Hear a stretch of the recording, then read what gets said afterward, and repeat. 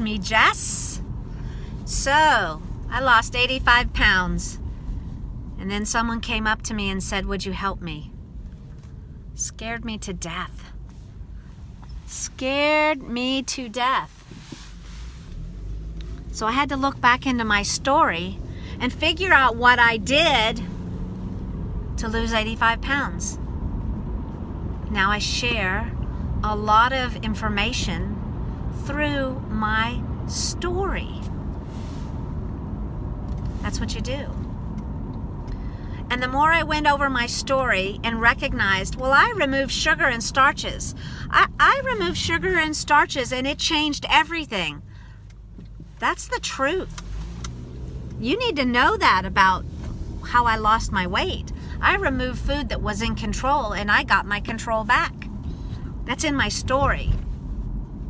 That was in my story. That is why I tell it. And behind our stories is really a lot of the things that we can give out to others. But we have to re-identify what we did. We have to often identify the mindset we took on. And we have to share the steps we took with the information and the experience to help others.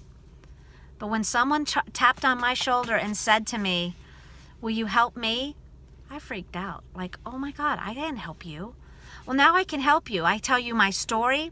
I point you toward a lot of internet content that is much more developed than my content. Yeah, I'm developing content, but I didn't start out with any. I'm writing it now, but I didn't start out with any. And if you really wanted to change, well, I wanted you to go to the really good, credible content. That was dietdoctor.com, still is Diet Doctor. That's where I go to inform myself. And so I had a story to tell and then a direction to point them to. That's how it all began. And then I said, we can have coffee again if you need some, day-to-day help. And that's how my first small group began. That's where it all began. When someone tapped on my shoulder after I lost all this weight and I said I wanted to help others, that's how it all began. I told my story, I pointed them toward help, content, and then I came back around to provide the community they needed. It'll happen to you too.